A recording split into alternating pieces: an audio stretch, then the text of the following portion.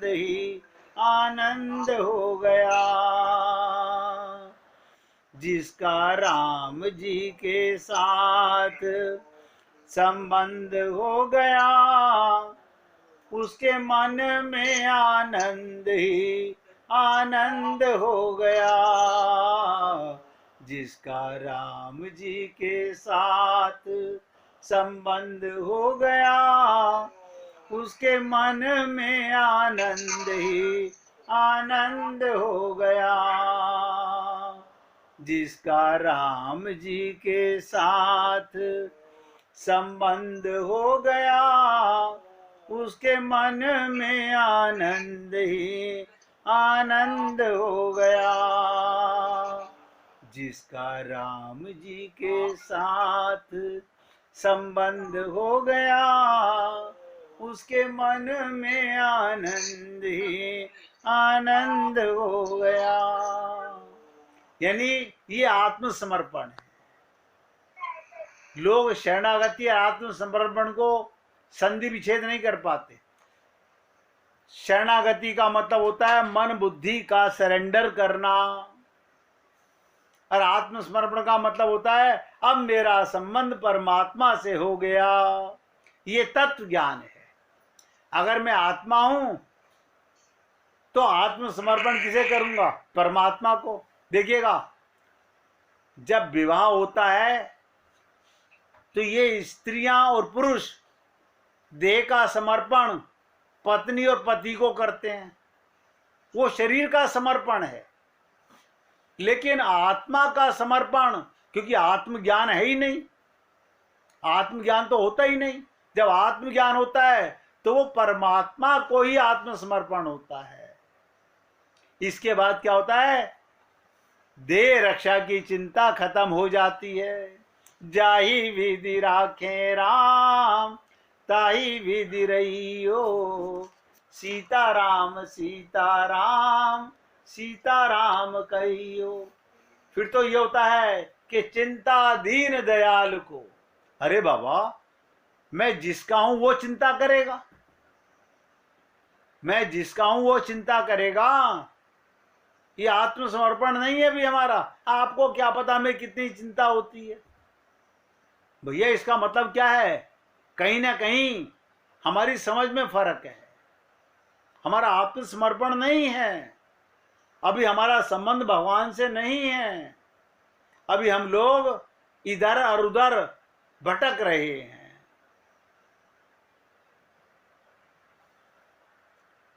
बहुत से लोग कहते हैं अब संसार में रहते हैं तो संसार की बातें सुननी पड़ती हैं। ध्यान दीजिएगा इस पॉइंट को भी। संसार में रहते हैं तो संसार की बातें सुननी पड़ती हैं। मैंने कहा उसका कारण नोट कर लो। संसार की बात सुनोगे तो संसार से राग द्वेष होगा। देखिएगा, दो ही तरह की बात तो है। या तो कोई तुम्हारी तारीफ कर रहा है या कोई तुम्हारी बुराई कर रहा है। तारीफ कर रहा है तो राग हो गया, कितने अच्छे हैं आप। और अगर किसी के बारे में मालूम पड़ा वो तुम्हारी बुराई कर रहा था तो तुरंत अभी सुना है, सुनने से द्वेष हो गया। संसार की बातों से राग या द्वेष होता है, और भगवान की बातें सुनने से ये राग द्वेष कटता है। यही राग द्वेष कटता है। हमारी बुराइयां कैसे जाती हैं? किसी ने बात पूछी थी हमसे कि जी ये समझ नहीं आया कि अंतःकरण को साफ कैसे किया जाए। टंकी साफ करनी हो, फिटकरी डाल देंगे, केमिकल डाल देंगे, जमादार को बुला के साफ करा लेंगे।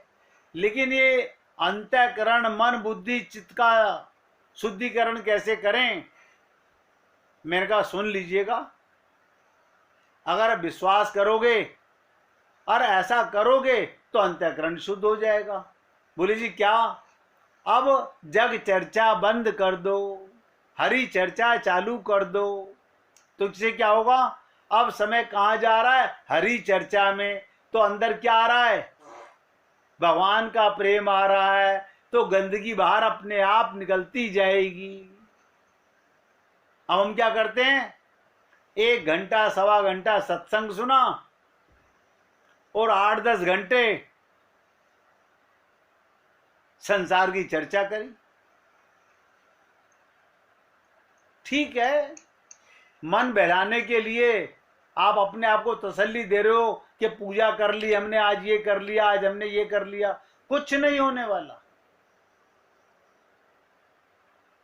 कुछ नहीं होने वाला, बल्कि और ज्यादा धोखा बढ़ता जा रहा है। इसलिए सबसे गहरी बात सुनिएगा, भगवान के प्रति जो काम होता है, अभी हम किसके प्रति काम करते हैं, अपने परिवार के, ये पाप है, हैं? आप ऐसे कह रहे हो हम अपने परिवार के प्रति काम कर रहे हैं, मैं ये कह रहा हूं यही काम भगवान के प्रति मान के करो। मैं माँ की सेवा कर रहा हूं, माँ में कौन है, मेरे परमात्मा बैठे हुए हैं, मैं उनकी सेवा कर रहा हूं। अब बताइए मुझे, आप सोच के बताइएगा, आपकी माता का सम्मान बढ़ा के कम हुआ? आप अपनी पत्नी की सेवा कर रहे हैं, अगर उसमें राधा सीता लक्ष्मी देख के कर रहे हैं तो उसका सम्मान बढ़ा के घटा? यदि मैं आपसे यही कह रहा हूं, भगवान के प्रति जो काम होता है, क्या मतलब, अब जो भी काम कर रहे हो भगवान के निमित्त कीजिए। मैं दुकान जाता हूं भगवान की, मैं कारखाना जाता हूं भगवान का, मैं नौकरी करता हूं भगवान की। अपना कुछ ना मानो। हमने क्या कर रखा है, ये मंदिर है, ये मेरा घर है। हम दो तरह के काम करते हैं, ये भगवान का काम, ये मेरे घर का काम। यानी मेरे घर का काम, यहां भगवान का काम, यानी मेरे भगवान नहीं, अगर मेरे भगवान है तो घर का काम भी भगवान का काम है। मैं कोई आपसे ऐसी भाषा में नहीं बोल रहा कि कोई समझ ना पा रहा हो। काम वही है, वही खाना बनाना, वही सफाई करना, वही नौकरी करना, वही प्रेस करना, वही कपड़े धोना। भगवान ने कहा था वासुदेव सर्वम, सारा संसार मैं बना हूं। हमने क्या करा, उस संसार में ये मेरा खेत है, ये तेरा खेत है, ये मेरा मकान है, ये तेरा मकान है। और मुंह से क्या बोलते हैं, सिया राम मैं सब जग जानी। तो अगर हम भगवान के निमित्त कर्म करते हैं, वो संसार से छुड़ाने वाला ही होता है। ध्यान से सुनो, संसार में रहेंगे, परिवार में रहेंगे, सबकी सेवा करेंगे, और इनसे देखिएगा भगवान का मान के करते हो तो संसार से अलगाव होगा, भगवान से लगाव होगा। दो काम हो गए, एक तो काम भगवान का हो गया, एक प्रेम भगवान में हो गया, और तीसरा भगवत प्राप्ति हो गई। अब भगवान मिलेंगे, अब परम पद होगा, सुनिश्चित होगा। हम लोग रामचरितमानस में जब चर्चा करते हैं शबरी की, तो शबरी के गुरु ने कहा था तेरे घर राम आएंगे। वो रोज आना इस विश्वास से सरोवर से जल लाके छिड़काव कर रही है, पुष्प ला रही है, रास्ते में बिछा रही है, किस लिए, राम के लिए। अपने शरीर को भोजन दे रही है, किस लिए, मरना नहीं, मेरे राम आएंगे। वो शरीर की भी सेवा कर रही है, क्योंकि इस देह में हरि मिलत है, और राम को आना पड़ा, उसका परम पद सुनिश्चित है। कोई मुझे ये तो कहे कि मैंने किसी से कहा कि घर का काम मत करो, परिवार की सेवा मत करो। मैं तो कह रहा हूं भगवान का मान के करो, भगवान का मान के करो। इससे संसार का काम तो छूटता है, भगवान का काम हो जाता है। अब कोई आपसे पूछे क्या कर रहे हो, भगवान का काम कर रहा हूं। अब सारा दिन भगवान का काम करते हो, कभी घर का भी क्या करो, बोले मेरा घर ही भगवान का है। अब वो पाप छूट गया मेरे से, मेरे को मंदिर में और घर में अंतर समझ याद नहीं आया था पहले, अब समझ में आ गया। मेरा घर ही मंदिर है, मैं किस मंदिर में जाऊं। एक एक शब्द ध्यान दीजिएगा, जब घर में और मंदिर में अंतर है, घर में पाप मंदिर में पूजा। अगर घर में ही पूजा करोगे तो घर मंदिर बना के नहीं बना, घर में माता पिता ही भगवान बने के नहीं बने। लेकिन लोग छल कपट से बाज नहीं आते, बड़ी कठिन प्रेम की राह।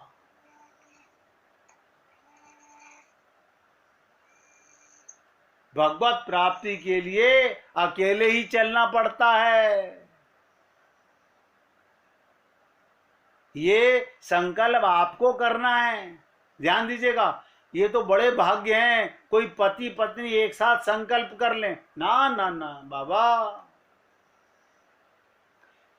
मैं बार बार कहता हूं, एक ही परिवार में पति पत्नी साथ रहते हैं, लेकिन दोनों का मन अलग, दोनों की बुद्धि अलग, दोनों की समझ अलग, दोनों की शरणागति अलग,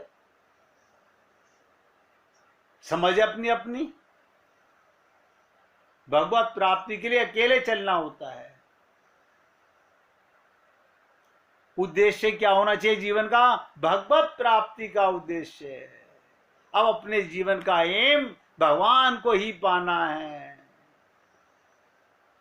अगर ये संकल्प है, देखिएगा, गुरु की बात को भगवान भी नहीं टालते हैं। आप कहेंगे गुरु की बात को भगवान भी नहीं टालते, अभी तो बता के चुका हूं। शबरी को किसने कहा था तेरे घर राम आएंगे? गुरु ने कहा था, जब तक राम का अवतार भी नहीं हुआ था। जब तक रामावतार भी नहीं हुआ था, लेकिन भगवान को आना पड़ा। वृंदावन में एक संत के पास कुछ शिष्य रहते थे, ध्यान से सुनिएगा। उनमें से एक शिष्य मंद बुद्धि का था। बहुत तो होशियार होते हैं, एक था मंद बुद्धि का। एक बार गुरुदेव ने सभी शिष्यों को अपने करीब बुलाया और सबको एक मास के लिए ब्रज में, वृंदावन में अलग अलग स्थान पे रहने की आज्ञा दी। सबसे कहा सब अलग अलग जाके रहो वृंदावन में। उस मंद बुद्धि को कहा तू बरसाने जाके रहना। मंद बुद्धि ने अपने गुरु से पूछा, बाबा मेरे पास रहने की व्यवस्था वहां कौन करेगा? मंद बुद्धि था ना, रोज सत्संग सुनता था, लेकिन बुद्धि में बात बैठती नहीं थी। वहां मेरी खाने पीने की व्यवस्था कौन करेगा? बाबा ने हंसकर कह दिया, राधा रानी करेंगी। कुछ दिनों के बाद, ध्यान से सुनिएगा, कुछ दिनों के बाद सारे शिष्य लौट लौट के आ गए। एक मास के बाद में सब आ गए। मंद बुद्धि बालक नहीं आया। क्यों? उसके पास अपनी बुद्धि नहीं थी। गुरु ने जो कहा वो मान लिया कि मेरा देख रेख मेरी राधा रानी करेंगी। बाबा को चिंता हुई, गुरु को चिंता हुई। 2 मास हो गए, वो क्यों नहीं आया, कहां गया, जाकर देखना चाहिए।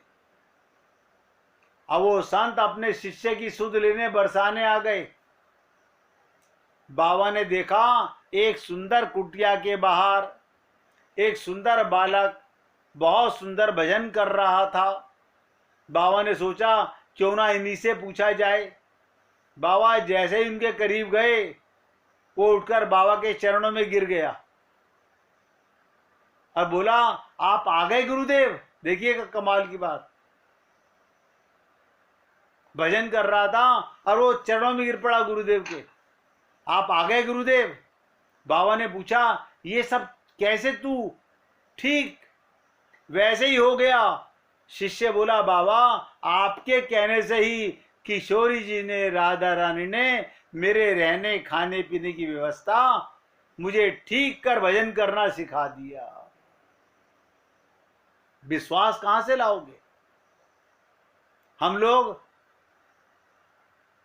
गुरु कहे आप मेरे पास आ रहे हो तो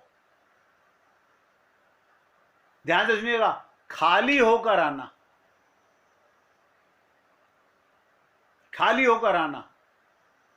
आप क्या करते हैं, हम लोग अटैची में 4-6 जोड़ी कपड़े तो रख ही लें।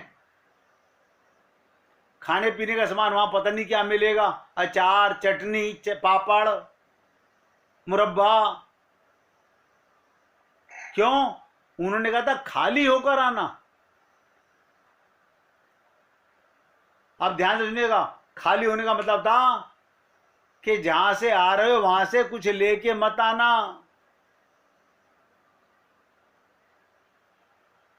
बड़ी कठिन चीज है ये भी। बाबा अपने शिष्य पर बरसती किशोरी जी की कृपा देखकर खूब प्रसन्न हुए और मनी मन सोचने लगे मेरे कारण, रोने लगे, गुरु रोने लगे कि मेरे कारण मेरी किशोरी जी को कितना कष्ट हुआ होगा। उन्होंने मेरे शब्दों का मान रखने के लिए मेरे शिष्य पर अपनी सारी कृपा उड़ेल दी। इसलिए कहते हैं गुरु की बात को गिरधर भी नहीं टाल सकता। लेकिन यहां पर हम लोग नहीं समझ पा रहे, अभी तक भी नहीं समझ पा रहे हैं। कहते ना, माटी चुन चुन महल बनाया, माटी चुन चुन महल बनाया, लोग कहें घर मेरा है, लोग कहें घर मेरा है, ना घर तेरा ना घर मेरा, चिड़िया रैन बसेरा है, चिड़िया रैन बसेरा है। कोड़ी कोड़ी माया जोड़ी, कोड़ी कोड़ी माया जोड़ी, जोड़ भरे लाथे लारे, कहत कबीर सुनो भाई साधु, कहत कबीर सुनो भाई साधु, संग चले ना थेला रे, संग चले ना थेला रे, उड़ जाएगा हंस अकेला रे, उड़ जाएगा हंस अकेला, जग 2 दिन का मेला रे, जग 2 दिन का मेला रे। लेकिन कौन समझे, कौन कहे, कौन मानने को तैयार है? छोटी छोटी बातें भाई, हम कोई पापी नहीं हैं, हम राक्षस नहीं हैं, हम कोई डाकू नहीं हैं, हमने किसी का कुछ हड़प रखा हो, हमारा मन बिगड़ा हुआ है, बस केवल मन के साथ करना है। लोग कहते हैं आंख से देखा, ना ना ना, आंख तो माध्यम है, देखता तो मन है। ध्यान दीजिएगा, लोग कहते हैं कान से सुना, ना ना, कान तो माध्यम है, मन से सुना। अभी क्या है, हमने संसार को मन से अपना माना हुआ है। भगवान को आज भी लोग क्या कहते हैं, राम तो दशरथ का बेटा है। देखिए कमाल की चीज, राम तो दशरथ का बेटा है, कृष्ण तो यशोदा का, देवकी का बेटा है। फिर क्या जाना, क्या पाया? इसीलिए हम लोगों को नतीजा ठन ठन गोपाल निकलता है, नतीजा ठन ठन गोपाल निकलता है। निवेदन करना मेरा कार्य है। छोटी छोटी सी भूलें हैं, अगर हम उसको सही कर लें तो भगवत प्राप्ति में एक पल ना लगे, एक पल ना लगे। 1 मिनट कीर्तन कीजिए,